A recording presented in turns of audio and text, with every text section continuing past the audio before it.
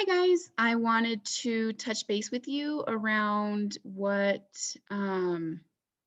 Michelle and I were able to talk about this morning around making the communication log electronic.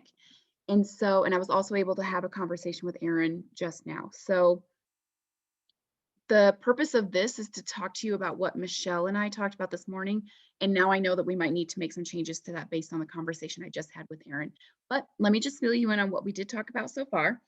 And the purpose is to make the communication log virtual or electronic is because some information was going, pages were going missing in the paper one, and we were running out of room to write, and we were getting follow-up questions from parents that we didn't have a space to articulate our answers.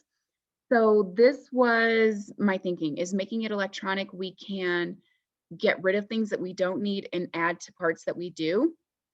So for example, we can put in just who worked with Talon that day. And if somebody didn't work with Talon that day, we can get rid of those rows so that it doesn't take up as much information. And on paper copy, you would be circling things. On here, you can just highlight them, whatever color you want for your selection, and make it quick that way. And then here's the part that's new is the parents asked for information around academics in terms of what the class is doing versus what Talon is doing. And I think that we can put that right here in the areas of reading, writing, and math. So we'll have what the class is doing and what Talon is doing and make it a very quick blurb. And parents can then see the side by side. Michelle and I had created a structured task data collection sheet that is what Erin and I were talking about that might be too much, and we can just let that go. Because in this section right here is where you could talk about this is the stuff that we did today in the area of reading. So that might be able to replace the academic data collection that was separate. So know that we might be able to let that go. And then any other additional notes from Ms. Hunsinger or Ms. Dobbs can go there. And again, here, instead of circling it on paper, you can just highlight it. Here, it seems like pretty objective information. And I know that parents were asking follow-up questions around, okay, well, you saw this behavior, because originally we were just circling it. You were seeing this behavior, but then what? Like, what did the team do? What was the outcome? So that's why I added those couple of things here.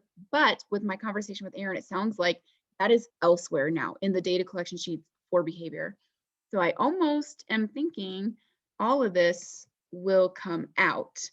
So we might cut all of this out and just have the very objective stuff. How he felt, what he had for AMP, who he worked with, what they did, class, talent, additional notes, and bathroom stuff. And then this is where the information from the parents could come from too.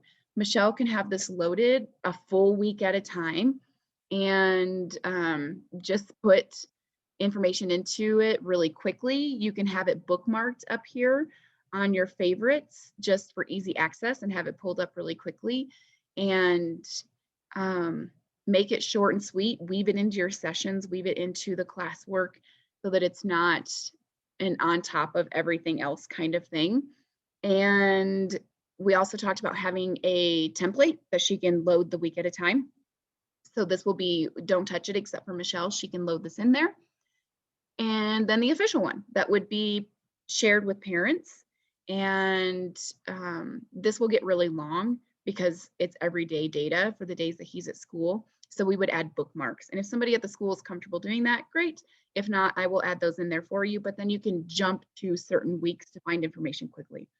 And then in terms of parents or whomever losing data sheets or back and forth sheets, if we do happen to lose any information or anything gets messed up, we can go into version history, see version history, and then look at some changes that were made. Like I just did all of those changes. And let's say I didn't want to keep those changes, I would restore to this version. So that's how we can find any information that may have been lost. Is the biggest nice benefit of an electronic communication book, in addition to being able to get rid of fields that didn't pertain that day, to keep it more concise and condensed. So that's what Michelle and I talked about this morning for the communication notebook. I wanted to make a video to show you guys so that she doesn't have to talk with everybody individually. it sounds like we might need to make some changes with that behavior section and some other changes. It just depends. We want this to be short and easy for you guys, as easy as we can make it. So here's the first draft, and we will make changes as we need to.